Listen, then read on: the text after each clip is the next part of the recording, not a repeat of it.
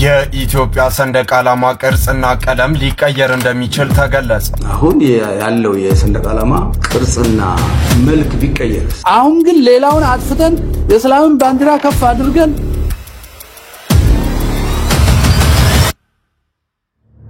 ሰላም ጤና ይስጥልኝ በሰንደቃችሁልኝ በአዲስና ወቅታዊ መረጃ ተመልሼ መጣሁ። በዚህ ቪዲዮ የምንመለከተው እንግዲህ ሰሞኑን የኢትዮጵያ ባንዲራ ሊቀየር እንደሆነ የሰማን ነው የምንገኘው። ይቀየራል የተባለው ደግሞ ሀል ላይ ያለችው አኩኩዋ ብቻ ሳትሆን እንግዲህ አርማው መሩንጋይ ቢጨቀዩ መንገድ ይቀየራል ማለት ብዙዎችን እያስቆጣ ነው የሚገኘው። እሱን የምንመለከተው ነው የሚሆነው። ለዚሁ ደግሞ እንግዲህ በዚሁ ባንዲራ የተነሳ ኦርቶዶክሳውያን እንግዲህ መዘመር ተከልክለው አንድ ወጣት እንግዲህ ተይዞ ሲታሰር የሚያሳይ ቪዲዮ አለ ሰሞኑን እዚህ እንጦጦ ማርያምና እሱን የምንመለከተው ነው የሚሆነው። ሁላችሁም ቪዲዮ ላይክ እና ሼር ማድረጋችሁን አትርሱ። በተለይ ወደ መጨረሻ አካባቢ የምንመለከተው በጣም አስተማሪ ሰምታችሁ ማጠቁ ታሪክ አለ። እሱን ማስደመጣችሁ ነው የሚሆነው። ላይክ እና ሼር ያደርጋችሁ ወደ ቪዲዮአችን ሰብስክራይብ ለምንድነው ማታረጉት?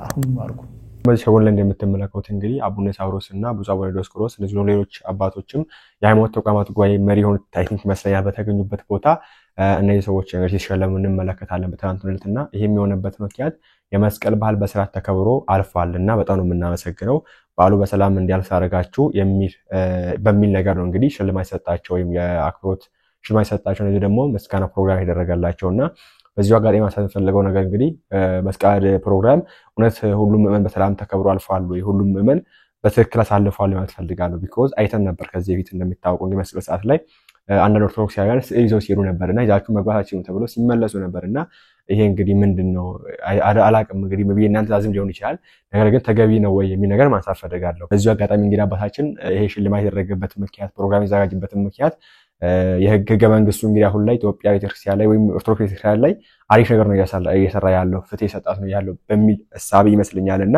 ሁለት ሐሳቦችን ማንሳት ፈልጋለሁ። የደስታችሁ ነገር ካለ ብዬ ነው። የመጀመሪያው ነገር እነዚህ ነገሮችስ መቼ ነው የምታስተካክሉት የሚል ነገር ማንሳት ፈልጋለሁ።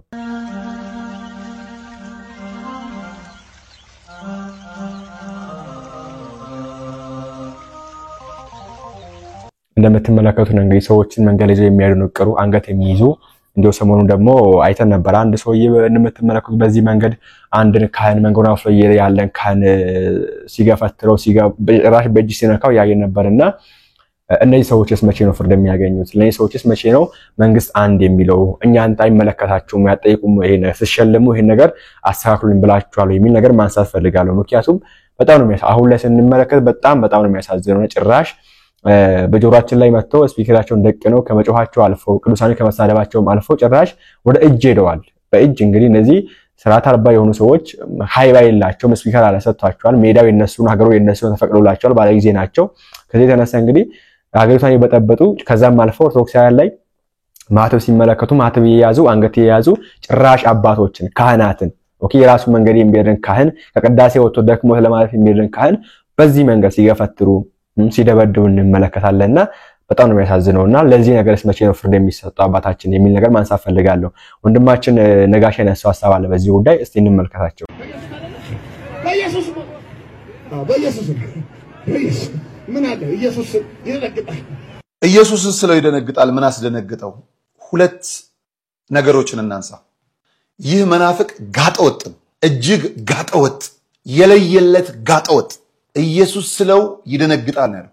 ይደነግጣሉ እንኳን ብትል አክብሮት እንደው ብታከለበት እኔ አንድ ሼኪን ሳገኝ አንድ ፓስተርን ሳገኝ አንተ ብዬ ጠርቼ አላቅም።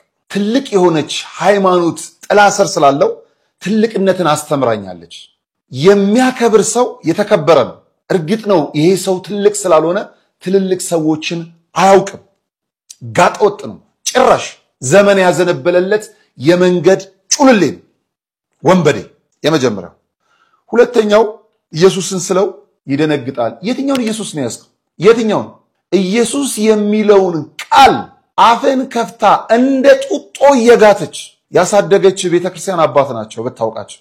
ይደነግጣል የሚለውን ቃል እንድትጽፍ ቀለም በጥብጠው ብራና ዳምጠው ፊደል ቀርጸው ከትውልድ ትውልድ ካሸጋገሩ አባቶች አብራክ ክፋ የተገኙ አባታችን ናቸው። ክርስቲያን ስለሆኑ አይደለም ኦርቶዶክስ ስለሆኑ አይደለም። አትሊስት በአባትነት እንኳን ማክበር ነበረብን። ባንድ ሌሊት ፈልተው እንደሚያድሩብን ሀብታሞች ሆነብን እኮ ማለት ትላንት ኬት እንደመጣና ቆም ዛሬ ማይክና ስፒከር ሰጥተው አደባባዩን ፈቀዱለት። የትኛውን ክርስቶስ እንደሚሰብክ የማያቅ ቦዘኔ እንዲህ ወራዳ ነው። በጣም በሚያስገርመው መልኩ እየተመለከታችሁ ነው ቪዲዮ። አባታችንን አለመናገር መልስ ነው፣ አንዳንዴ ዝምታ መልስ ነው የሚባለው። ልክ ለዚህ ለእንዲህ አይነት ወንበዴ ልቦና ይስጥህ ብለው ማለፍ በጣም የሚያሳዝን። አሁን ራሳቸውን የተከላከሉት እኚህ አባት ሌላ ነገር ውስጥ አልገቡም። ትንኮሳ ነው እያደረገ ያለው፣ ሰብአዊ መብታቸውን ነው እየተጋፋ ያለው። ክርስቶስ እንደዚህ ከሆነ ባይሰበክስ? እንዲህ አይደለማ፣ እንደዚህ አይደለም። ጨለማ ቦታ ላይ ብርሃን እየሆነ ህመምተኞች ጋር ፈውስ እየሆነ ችግረኞች ጋር ጸጋን እየሰጠ እኮ ነው ክርስቶስ እንጂ ሰላማዊ ሰዎችን እየበጠበጠ አይደለም። ሰላም በሆነበት ቦታ ላይ ጭንቀትን ረብሻን እየፈጠራችሁ ስለ ክርስቶስ ነው የምንሰብከው የምትሉ ዘመን ያዘነበላችሁ የጎዳና ወንበዴዎች እረፉ። ግድ የለም እረፉ። ዘመን ያዘነበለላችሁ የዘመን ሰዎች እረፉ።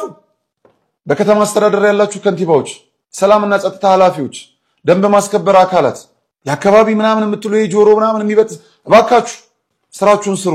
ጉልት ያሉ እናቶችን ማሳደድ ብቻ አይደለም፣ ሰላማዊ ዜጋንም አልፎ ተርፎ ደግሞ የአንድን ሃይማኖት አባት ባልተገባ ክብረነክ በሆነ መልኩ እረፉ።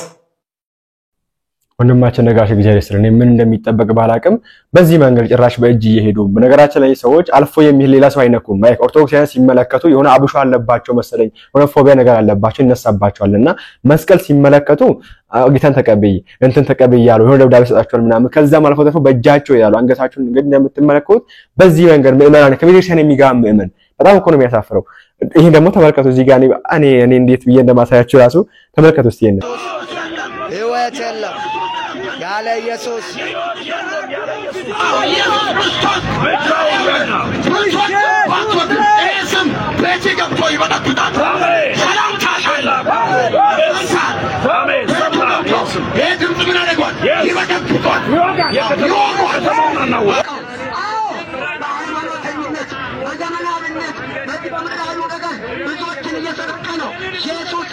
ኢየሱስ ይወዳቸዋል። ኢየሱስ እናንተን ይወዳቸዋል። በጣም ይወዳል ኢየሱስ።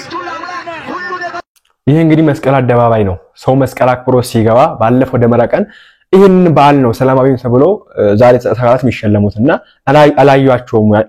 ለማስቆም ነው ሰዎች ለማስቆም ምን አደረጉ ነው ሰዎች የሚል ነገር ማንሳት ፈልጋለሁ። በዚህ መንገድ ተናከሷቸው፣ በዚህ መንገድ ያንቋሹ ነው የሰደቡን የኛን ቅዱሳን የሳደው የተናገሩ ትላንት ብየዋለሁ። አንድ ፓስተር ወይም አንድ ፕሮቴስታንት ስለ ተክለ ሃይማኖት ማስተማር አይችልም። ባይዘው ህገ መንግስቱ አይፈቅድለትም። ምክንያቱም አይቀበለውም፣ አያቆም ተክለ ሃይማኖትን። ኦኬ ስለ ተክለ ሃይማኖት መጥፎ ነገር ማስተማር አይችልም። ስለ ድንግል ማርያም ካስተማረ ሰየዎች ይሁን ትላለ። ምክንያቱም መጽሐፉ የጋራችን ነው፣ ከዛ ላይ አይተን እንችላለን። ነገር ግን ስለ ጊዮርጊስ ለማስተማር ስለ አቡነ ሀብተ ማርያም ለማስተማር አንድ ፕሮቴስታንት ኦርቶዶክስ ብቻ ነው ማስተማር የሚችለው። ቢኮዝ እነሱን አይመለከታቸውም፣ አያውቋቸውም እነዚህ ቅዱሳን። ኦኬ ሚዝሪ በሰንት ያረጉ ያረጉት ነገር ቅዱሳን አረጉ እያሏቸው ቤተክርስቲያን አባቶች ያረጉት ነገር ቅዱሳንን አረጉ እያሉ ነው የሚያስመው ሰዎች። እና እነዚህ ሰዎች መቼ ነው ህገ መንግስቱ የሚያስቀው? ምን እስከሆነ ነው የሚጠበቀው? የጦርነት ሃይማኖት ጦርነት ተፈልጓል ወይስ የሚል ነገር ማንሳት ፈልጋለሁ። በጣም ነው የሚያሳዝነው። እና ይሄ ከተማ አስተዳዳሪዎች እንግዲህ ምን እንደምትጠብቁ እግዚአብሔር ይወቃችሁ። እግዚአብሔር ይላችሁ እንግዲህ ስሙት ወንድማችን። ምን እስኪሆን ነው የሚጠበቀው? እርስ በርስ እስክንጫረስ ነው የሚጠበቀው ወይስ ምንድነው? በአራቶቻችን በዓል ላይ መሀል ላይ ተገኝተው ጸባጫሪነት፣ ስሜታዊነት እንዲፈጠር አጉል ተነኩሱናል። እነሱ ከኋላ ካሜራ ጠምደው አባቶቻችን በገዛ ርስታቸው በሰላም መጓዝ አልቻሉም። ጸጥ ብለው እንኳን አንገታቸውን ደፍተው ሲሄዱ እየጎተቱ ይተነኩሷቸዋል። እነሱ ቪዲዮ ከኋላ ይቀርጻሉ። በየታክሲው በየመንገዱ ሰላማችን ተነሳ እንዴ! የራሳቸው እኮ ያምልኮ ቦታ አላቸው። በሰላም ወጥተን በሰላም መግባት አለብን እንጂ እንጨራረስ ነው ወይስ ምንድነው? እሱ ያደረገውን ሱሪ እኮ ያ ሰውም አድርጎታል። አሁን የሚያስጨንቃቸው የቀና በላቸው ነው የሚያስጨንቃቸው። ከዛ ከተላኩበት ሀገር የመበጥበጥ ዓላማ ነው። መንግስት ይሄንን ነገር ሊያስቆም ይገባል። አደባባዮቻችንም የሁላችን ናቸው። ወጥተን በሰላም መግባት አለብን። ኦርቶዶክሳውያን ይሄን ነገር እንደቀላትዩት አጉል ትከሻ መለጋጋት በስቷል እንዴ! አባቴን እኮ ነው የሚጎትተው፣ መምህሬን እኮ ነው የሚጎትተው። በየበዓላቶቻችን አንገታችንን ደፍተን ዝም ብለን ስናልፍ መሐከላችን ተገኝተው ያላግጡብናል፣ ይሰርቡናል። እነሱ እንደ ክርስቶስ አማኝነት እኛን እንደ ጣዖት አምላኪነት መሃል አስገብተው ሊናገሩን ያንቋሹን ይሞክራሉ። ይህ እስከመቼ ነው የሚሆነው? ሕግ ባለበት ሀገር፣ መንግስት ባለበት ሀገር እንዴት አንድ ሰው በሰላም ወጥቶ በሰላም መግባት አይችልም? ሰማይ ሰቅሎ ይመጣና ደረቱን ወጥሮ ይቆጥታል። በጾም በጸሎት የደከሙትን አባት ዕለት ዕለት ክርስቶስን ሲያመልኩ የሚውሉትን አባት ና ብሎ በዚህ መንገድ ሲያንቋሽሽ ማየት የሚያም ነገር ያለ አይመስልም። ስዕሎቻችንን ይቀዳሉ፣ ቅዱሳን ስሞቻችንን ያንቋሽሻሉ። ኦርቶዶክሱ ዛሬ ማንገቱን ደፍቷል። አቤት የጽዋ የሞላ ጊዜ ግን፣ አቤት ትዕግስት ያለቀ ጊዜ ግን። ተው ተከባብረን እንኖር። ተው የተወሰናችሁ ደረታችሁ የወጠራችሁ በእውነት በጡንቻችሁና አስባለን የምትሉት ትዕቢተኞች እረፉ። ተው።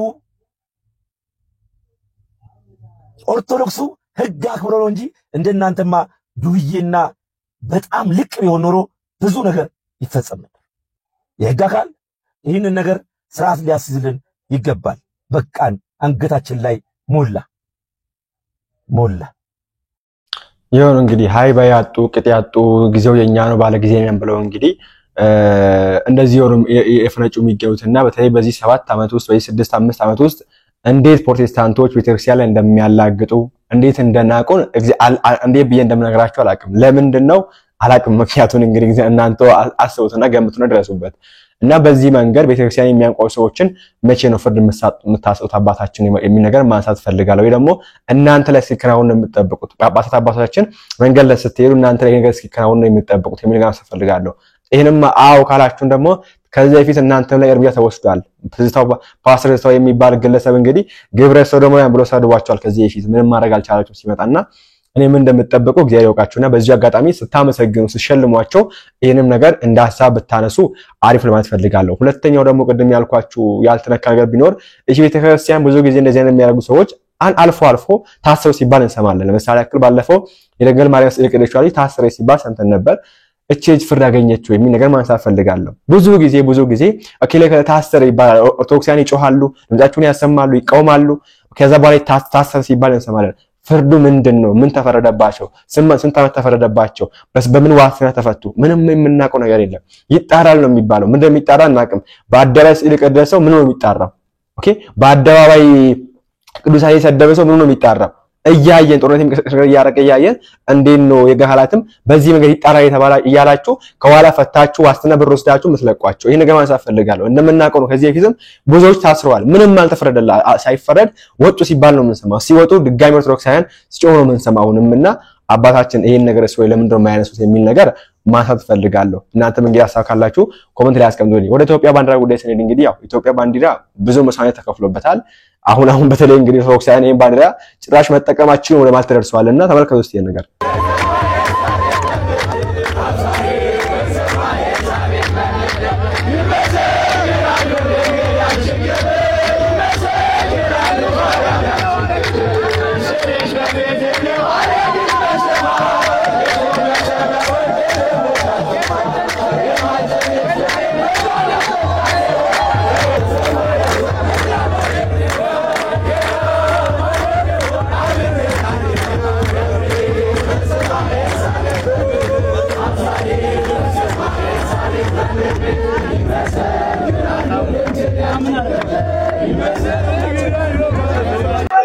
በጣም ነው የሚያሳፍረው። በዚህ መንገድ እንግዲህ የህግ አካላት ሰሞኑን 21 ነው እንግዲህ እንጦጦ ማርያም እዚሁ አዲስ አበባ እንጦጦ ማርያም ይሄን ባንዲራ ይዛችኋል ተብሎ እንግዲህ መዘመር ተከልክለው ባንዲራው ከመሃል ይዘው ሲወጡ ልጁንም ይዘው ሲያሱት እንመለከታለንና እኔ ለዚህ ባረጥ ያላችሁ ጥላቻ እግዚአብሔር ይወቋል አቅም ነኝ። በነገራችን ላይ አንድ ሰው መሃል ላይ ያለውን አርማ ልቀበል ማለት መብት አለው። ምክንያቱም መሃል ላይ ያለውን አርማ ያስቀባው የሃዲግ ነው። ሰው እሱን አልቀበልም እኔ ማለት መብት አለኝ። እንደ ሀገር እንደ ዜጋ እንደሆነ ያን አርማ ልቀበልም። እኔ ማቆ ባነሩን ጋር ቢጫ ቀይ ነው because የመጣው መንግስቱ የመጣው የሀገር ገዢ ሁሉ ይቀያይረዋል። ከዚህ በፊት ብዙ ከ8 ከ6 በላይ ጊዜ ተቀይሯል እኮ መሃል ላይ ያለው አርማ አሁን ሊቀየር የሰማነው የምንገኘው እንደዛ ሆነ ያለ ግን እኔ እቺን ሻጥላቻ እንዳለባችሁ አናቅም። ፎቢያ ይኖርባችሁ አናቅም። በሽታ ይኖርባችሁ አናቅም።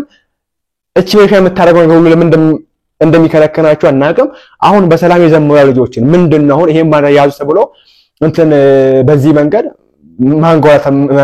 ማንገላታት ከዛ ይዘው መውጣት ወደ እስር ቤት መውሰድ የሚዘምረው ለንክስ የመጣን ለመባረክ ለበረከት የመጣን ሰውዬ በዚህ መንገድ ማንገላታት እንግዲህ ይሄ ባንዲራ በዚህ መንገድ ኦርቶዶክሳን ያሰቃየ ብዙ ኦርቶዶክሳውያን የሞቱበት የተሰቃዩበት አሁንም ይሁን እንደምንመለከተው በዚህ መንገድ የተሰቃዩበት የሚገኙበት ባንዲራ ነውና አሁን ደግሞ ይሄ ማለት ሊቀየር ነው የሚል ነገር እየሰማን ነው የምንገኘውና የዚህ መረብ አሁን ደግሞ መቀየሩን እንግዲህ ያው ከዚህ ተቀይሯል እንደምታውቁት ብዙ ጊዜ ተቀይሯል አሁን ደግሞ ለየት የሚያደርገው ነገር ይሄ ማለት የሚቀየረው ከለሩም ሳይቀር አረንጓዴ ጨቀኝ የሚለው ከለር ሳይቀር እንግዲህ እንደሚቀየር ነው እየሰማን የምንገኘው እንግዲህ ወይስ ምንሽ ታናቀም ብቻ እስቲ ለማንኛውም ሰምተን እንመለስ መረጃዎችን የኢትዮጵያ ሰንደቅ ዓላማ ቅርጽና ቀለም ሊቀየር እንደሚችል ተገለጸ የኢትዮጵያ ሰንደቅ ዓላማ ሊቀየር እንደሚችል ፍንጩ የተሰማውም ትላንት የትራንስፖርትና ሎጂስቲክስ ሚኒስተር ዶክተር አለሙ ስሜ የመኪና ታርጋ ስለመቀየር በሰጡት መግለጫም ነበር ታዲያ ስለ ሰንደቅ ዓላማውም ተከታዩን ብለዋል መጀመሪያ ስናስበው የኢትዮጵያ ሰንደቅ ዓላማ ለማስገባት አስበን ነበር በዛ መልኩም ሰርተነው ነበር መጀመሪያው ድራ አሁን እንደምታውቁት ሀገራችን ብሔራዊ ምክክር ላይ ነው ያለችው አንዱ የብሔራዊ ምክክር አጀንዳ ሰንደቅ ዓላማ ነው አይደል ሰንደቅ ዓላማ ምልክት አርማዎቹ ላይ ነው ስለዚህ አሁን ይሄ ሰሌዳ ለረጅም ዓመት እንዲያገለግል ነው የምንፈልገውና በኋላ ወደ ቀልባችን ምን መጣ በብሔራዊ ምክክር አሁን ያለው የሰንደቅ ዓላማ ቅርጽና መልክ ቢቀየርስ እንግዲህ ኢትዮጵያ ህዝብ ነው በምክክር የሚወስኑና እናውቅምና ዛሬ ላይ ሆነ ስለዚህ ጊዜያዊ ሰሌዳ እንዳይሆንብን ሰንደቅ ዓላማ ዛሬ 2 ሚሊዮን አስመርተን ቀይረን በነጋታው በምክክሩ ሌላ ውጤት ቢመጣ ብለን እሱን ትተናል የኢትዮጵያ ሰንደቅ ዓላማ ሊቀየር እንደሚችል ተገልጿል እንግዲህ አሁን ላይ የወጡ መረጃዎች እንደሚያሳዩት ከሆነ የኢትዮጵያ ሰንደቅ ዓላማ ሊቀየር እንደሚችል የወጡ መረጃዎች እያሳዩ ይገኛሉ በትላንትናው ዕለት እንደሚታወቀው የትራንስፖርትና ሎጂስቲክስ ሚኒስቴር ዶክተር አለሙ ስሜ በትላንትናው ዕለት ባደረጉት ንግግር አዲሱ ታርጋ ላይ የኢትዮጵያ ሰንደቅ ዓላማ እንዲገባ አስበን ነበር ነገር ግን ሐሳባችን ቀይረናል ምክንያቱም አሁን እንደሚታወቀው ሀገራችን ብሔራዊ ምክክር ላይ ነው ያለችው ስለዚህ የብሔራዊ ምክክር አንዱ አጀንዳ ደግሞ ሰንደቅ ዓላማ ነው ድንገት እንኳን አዲስ ሰንደቅ ዓላማ ይቀየር ቢባል ወይም ደግሞ ሐሳብ ቢቀየር ይህ ታርጋ በአዲስ ቀይሩት ማለት አንፈልግም ምክንያቱም ለረጅም ጊዜ እንዲያገለግል አድርገን ነው የሰራነው ሲሉ ተናግረዋል ስለዚህ ጊዜያዊ ሰሌዳ እንዳይሆንብን በማሰብ ነው ታርጋው ላይ የኢትዮጵያ ሰንደቅ ዓላማ ያላካተት ነው ሲሉም ተናግረዋል ይሄን እንግዲህ በዚህ ጉዳይ ምን ትሉበታላችሁ ቅድም እንዳልኳችሁ ነው አሁን ላይ ይሄን ነገር ለየት የሚያደርገው ከዚህ ብዙ ተቀይሯል አሁን ያደግ ያስከበው ኮከብ ነው መሃል ላይ ያለው ያደግ መንግስት ከዚህ ታንበሳ ነበረበት የሆነ ነገር ነበረበት እንደሚታወቀው እንግዲህ እዚህ ፎቶ ላይ የምትመለከቱትና አሁን ደግሞ ይሄ ተቀየረው በኮከብ ነው የሚገኘውና እሱ ደግሞ ያው የኢህአዴግ አርማ ነው የኢህአዴግ የሚወክል ነው አሁን ያለው መንግስት የሚወክል ነው እሱን የሚወክል አሁን ያለው መንግስት እንግዲህ እሱ ነው ይዘቀጠለውና መጀመሪያ ሲመጣ እንግዲህ የመንግስት ለመቀየር ታስቦ ነበር ምንም ማያረግም የሚል ነገር ነው እንግዲህ ከጠቅላይ ሚኒስትሩ የሰማነው ይዛን ጊዜና አሁን ደግሞ ሊቀየር እንደሚችል ነው እንግዲህ ያው ይቀየራል ሳይሆን ይቀየር ይችላል የሚል ነገር ይሰማውና ይሄ ነገር ለየት የሚያደርገው እንዳልኳችሁ ባንዲራው ከለሩም እንደሚቀየር ነው አርማው ይዘቱ እና ከለሩም ሊቀየር እንደሚችል ነውና ወንድማችን እንደም አዝኖ ሲናገር ነበርና ስሙት እስቲ በጣም ደንግጫለሁ ስሜት አይወኛል በነገራችን ላይ ይሄን ከሰማውና ካየው በኋላ ያለው የሰንደቅ ዓላማ ቅርጽና መልክ ቢቀየር ኢትዮጵያ ህዝብ ነው ምክክር የሚወስኑና እናውቅምና ዛሬ ላይ ሆነ ስለዚህ ጊዜያዊ ሰሌዳ እንዳይሆን እንደገና ዛሬ 2 ሚሊዮን አስመርተን ቀይረን በነጋታው ምክክሩ ሌላ ውጤት ቢመጣ ብለን በነገራችን ላይ ለሀገሬ ምንም የከፈልኩት ነገር የለም እንደ ሀገር እንድትቆም ሉዓላዊነቷ እንዲከበር ዳር ድንበሯ እንዲጠበቅ መስዋዕትነት የከፈሉ የደም ዋጋ የከፈሉ አባቶችን ግን ሁሌም አደንቃለሁ ለምን እነሱ የከፈሉት በነገራችን ላይ እስከ ሞት ድረስ የሄዱት ባንዲራዋን በማለት እኔ አሁን ስለ ታርጋ ጉዳይ አይደለም ባንዲራው ተነሳ አልተነሳ አሁን ጉዳይ የምክክር ኮሚሽኑ ነገ መልኩንና ቅርጹ ብቻ አይደለም መልኩን አረንጓዴ ቢጫ ቀይ ይሄኮ በጣም ያስደነግጣል በነገራችን እንኳን እኔ ወጣቱ ሲሰማው ቀርቶ ለሀገር የከፈሉ ብዙ ታሪክ የሰሩ እንደው ታሪኩን ያስቀጠሉ ሰዎችን ሳስብ ይሄን የሚያዩ ሰዎች በጣም ይደነግጣሉ ብዬ ነው ማለት አሁን አንድ ነገር ተረዳው አደጋለ የሆነ ጊዜ ላይ ተዝካላችሁ ከምክክር ኮሚሽኑ ባንዲራው ይቀየር የሚል ነገር ተነስቶ ነበር ዛሬም በዚህ ጉዳይ አውርቻለሁ ይሄ ህዝቡን አይወክልም እዚህ አይነት ሐሳቦችን የሚያነሱ ሰዎች የሴራ ፖለቲካ የሚሰሩ ሰዎች ናቸው እንጂ እንደኔ አይነቱ ህዝብ ባንዲራው እንዴት አድርጎ እንደሚወድ አሉን ነገር አውርቻለሁ ዛሬ ደግሞ እንደዚህ በጋድ መጥቷል በጣም አዝኛለሁ ስሜታዊ ስለው ብዙም መናገር አልችልም ይሄ ይመስላል እንግዲህና አሁን ላይ ያለው እንደምናውቀው ያለ ነገር እንግዲህ ስንመለከት በሰፋ አድርገን ብንመለከተው ታሪክን የሚረሳ ታሪክን የሚያስረሳ ትርክት ነው ያለው ላይ ተረት ነው የሚል ነገር ነው አሁን ላይ የምንመለከተውና በዚህ አጋጣሚ ደግሞ ይሄ ማድረም እንዲቀየር የሚፈልጉ ሰዎች አሉ ወይ የሚል ነገር ካነሳን ኦፍ ኮርስ አዋሉ ከነዛ ማለት አንዱ ሙስሊሞች ናቸው በናችን ላይ ሙስሊሞች ወይ በተለይ የዋቢያ ሙስሊሞች እነዚህ ኡስታዝ አህመድ ዲን ጀበል እና ኡስታዝ አቡ ሃይደር እነ ሙጃቢ የሚባሉት እነዚህ ባንረብሽ ሳይሆን ይቀየር የሚፈልጉት ባይዘው ይሄ ዓመተ ምህረት የሚለው ራሱ ይቀየር የሚል ነገር አስገብቷል ከዚህ እንደምታውቁት እሱም ተፈጻሚ ሊሆን ነበር እንደሆነ ሳላይና እሱ ነገር ገብቶ ነበር እንደምታውቁትና ይሄ ዓመተ ምህረት የሚለው ያና ያወክለንም ዓመተ ሂጅራ በሚል ይቀየር ባንዲራው ደግሞ ወደ እስልምና ላይ ይቀየር የሚሉ ናቸው እና ጃሃድ አወጀን ያንን ባንዲራ እናብለበልባለን ብለው የሚናገሩ ሰዎች ናቸውና ስሙት እዚህ ጋር በእኔ ላይ ሊደረግ የማይፈልገውን በሌላ ላይ አላደርግም በቂ ነው ሌላ ፍልስፍና አያስፈልገን አሁን ግን ሌላውን አጥፍተን የእስላምን ባንዲራ ከፍ አድርገን ምድሩን ሁሉ ለአላህ አድርገን ማነው ማምለክ የምንችለውና ለጂሃድ እንነሳ ጂሃድ የእስልምና ውበቱ ነው ይላል አቡ ሄይደር ጂሃድ ያለ ትግል ነስር የለም ያለ ጂሃድ ያለ ትግል የኢስላም ዳር ድንበር ሊከበር አይችልም ያለ ጂሃድ ያለ ትግል ሙስሊሞች በነጻነት የትም ቦታ ሆነው ጌታ አላህን ማምለክ አይችሉም የግድ ነጻነታቸው እንዲከበር የኢስላም ባንዲራ ከፍ ብሎ እንዲውለበለብ ምድር በአላህ ሸሪዓ እንድትተዳደር ጂሃድ ግድ ነው ጂሃድ ከሌለ እስልምና ውበት የለውም ሁሌ መስዋዕት በመክፈል ሁሌ በመበደል መብት ሊገኝ አይችልምና ሁሌ እንበደላለን የምትሏን ውሸት ጎለተና ሁሌ እየተበደልን ነው ኢትዮጵያ ውስጥ የሚለው ጎለተና ሁሌ መበደል ሁሌ መስዋዕትነት መክፈል አንችልም በቃ ጂሃድ አድርገን ይሄን ሀገር ነፃ አውጥተን ከክርስቲያንና ከሌላው እምነት ባንዲራችንን ከፍ ስናረግ ነው አላህን በነፃነት ማምለክ የምንችለው ነው የሚለው ትልቁ ጉልቻ ሁሌ መበደል ነው ሁሌ ተሰውተናል የሚል ነው እያረደ እየገደለ እያጠፋ ከበደን ነው እስከ 40 ጉጉ እስከ አርሲ ደም እያፈሰሰ በሐሰት ግራኝን እያወደሰ ሰው ሲያርድ ሲገል 17 አመት ሙሉ ሰው የጨፈጨፈውን የማረከውን ለአረብ እንደ ባሪያ ያሸጠውን ኢትዮጵያውያንን በጠመንጃ የቀየረውን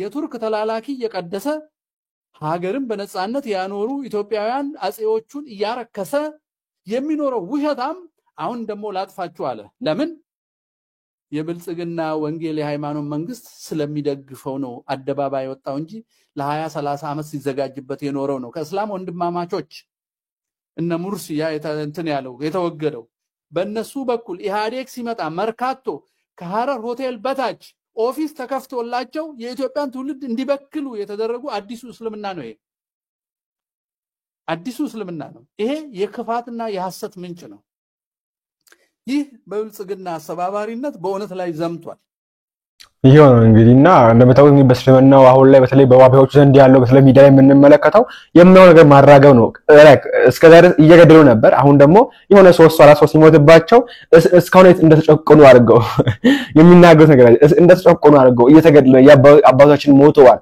ውሃ ይያሉ እኔ አይደለም አባቶቻችን ቢሞቱ አሁን ዛሬ ለሞቱ ራሱ ምን ያደርጋችሁ ነው እንደምንመለከተው ነው በየወሰልፍ እየወጣችሁ በየቦታው ቤተክርስቲያን ያያደርጋችሁ የምትገኙ ሰዎች ትናንትና ሞታል ብለው ገና ለሚመጣው ጄኔሬሽን ይሄን ነገር ማስረጽ አላቅም ጥቅም እንደሆነና እንግዲህ በዚህ መንገድ ባንዲራችንን እናውለበልባለን ብለው የሚናገሩ ሰዎች ናቸው ደግሞ ይሄ ባንዲራ ቢቀደሳቸውን በቃ ከመግለጽ በላይ የሚያልፉ ሰዎች ናቸውና ይሄ ነገር ለምን እንደሆነ ያሉት የሚወስን እንመለከት ታሪክ አልባ ናቸው ነገር የሚያደርጉ ሰዎችና እስቲ አቡና ተነል እንስማቸው ከዚህ ያደረጉት ንግግር የብፁዕ አባታችን መልእክት ከላይ አስደምጣችኋለሁ ከዛ በፊት ግን መልእክት አለኝ ከፖለቲካ ከማህበራዊ ጉዳይ ከኢኮኖሚ ከብዙ ነገር ኦርቶዶክሳውያንን ለማግለል ብሎም ለማስወጣት እየተደረገ ያለውን ጥረት የሚያሳይ ስለሆነ ኦርቶዶክሳውያን ይህንን አይተን ተገንዝበን ሁሉም ላይ መሳተፍ እንዳለብን እያሳሰብኩ የአባታችንን መልእክት እናዳምጠው ኮፕሊንክ ያላረጋችሁ ግን ኮፕሊንክ አድርጉ ታሪክ አልባ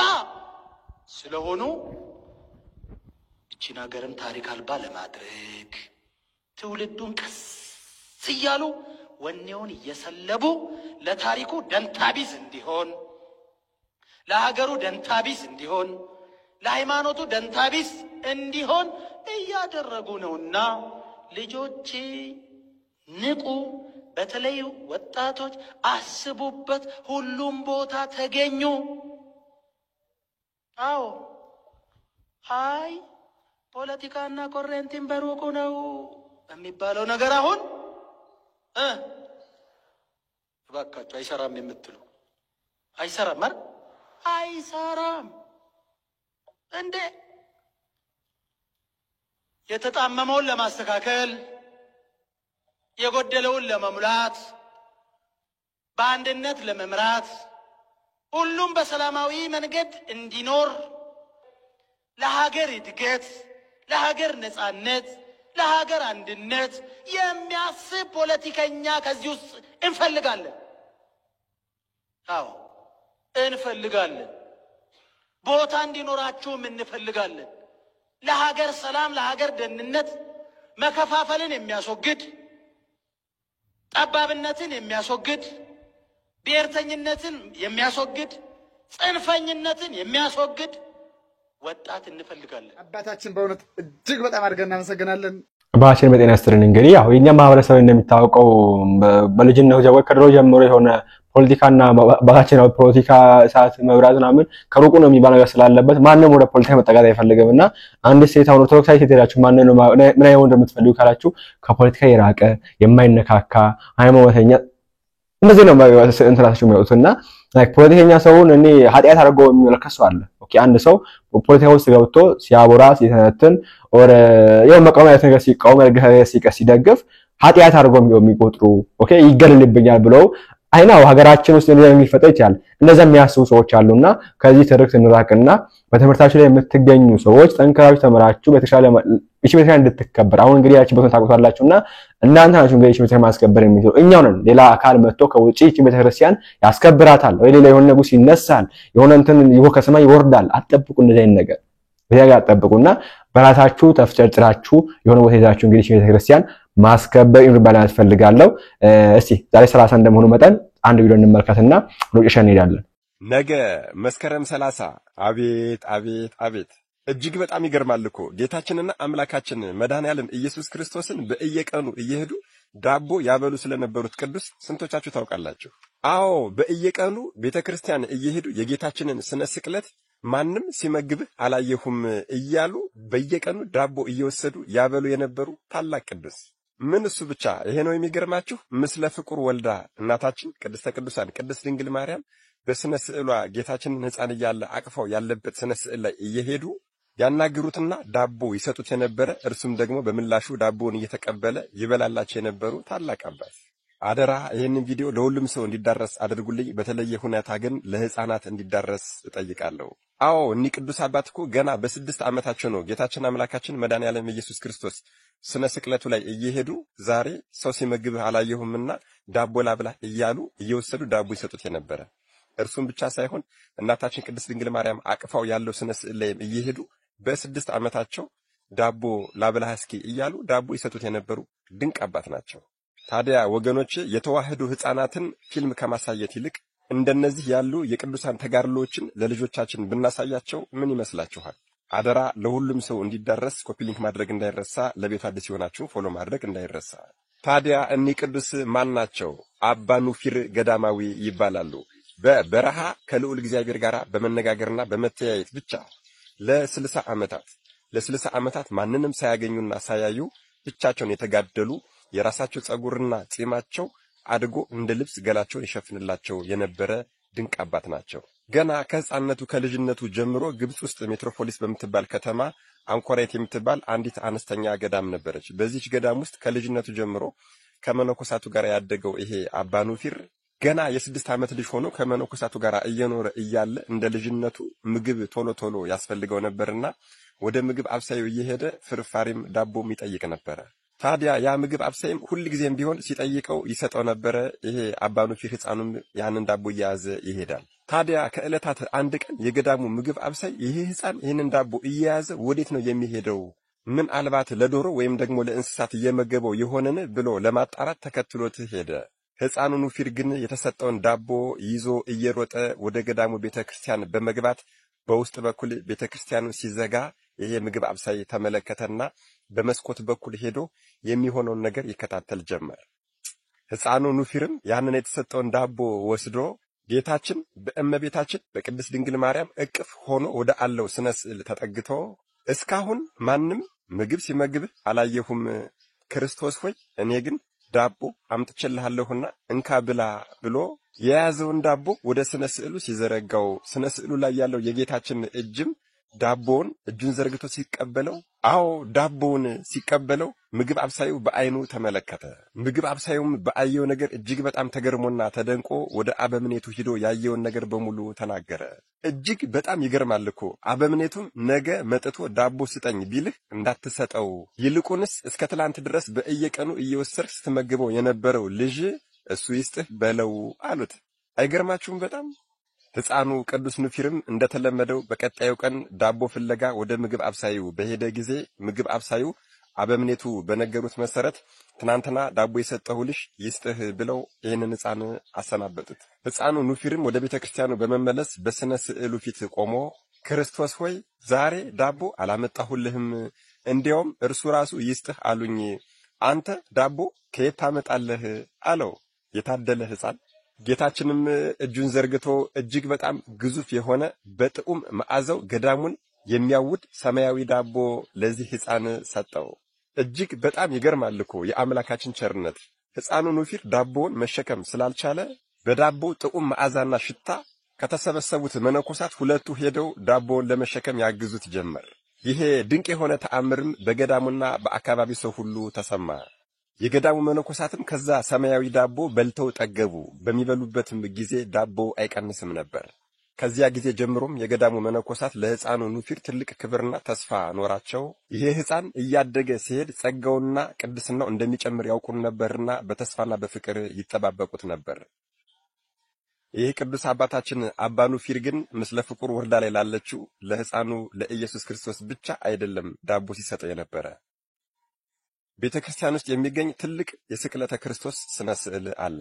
ሕፃን ስለሆነ ቁመቱ አይደረሰውምና በወንበርና በጠረጴዛ እያደረገ እየተሰቀለ ዳቦ እያመጣ ለዚህ ስነ ስዕልም ይሰጠው ነበር። ታዲያ ጌታችንም በቀኝ እጁ የተቸነከረውን ችንካሩን እያላቀቀ ዳቦውን ከዚህ ሕፃን ይቀበል ነበር። ሕፃናት ልጆቻችን ይህንን አይነት ነገር እየሰሙና እያወቁ ቢያድጉ እኛ በጥጋባችን ያጣነውን ቅድስና እነርሱ ግን ይዘውት ማድረግ ይችላሉ። ወንድማችን እግዚአብሔር ይስጥልን።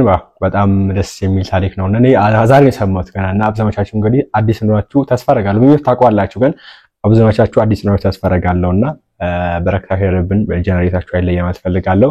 ልጆቻችሁንም እንግዲህ በዚህ መንገድ ማሳደጋችሁን እንዳትረሱ። ቪዲዮአችን የሚሰበር አይኦፕን የተማራችሁበት አዲስ ነገር እንደወሰዳችሁበት መረጃም እንዳገኛችሁበት አልጠራጠርም። ቀጣይ እንግዲህ አሪፍና ምርጥ ቪዲዮ ይዛችሁ ቀርበን ነው። ላይክ እና ሼር ማድረግ እንዳይረሳ። ቸር ቆዩልኝ።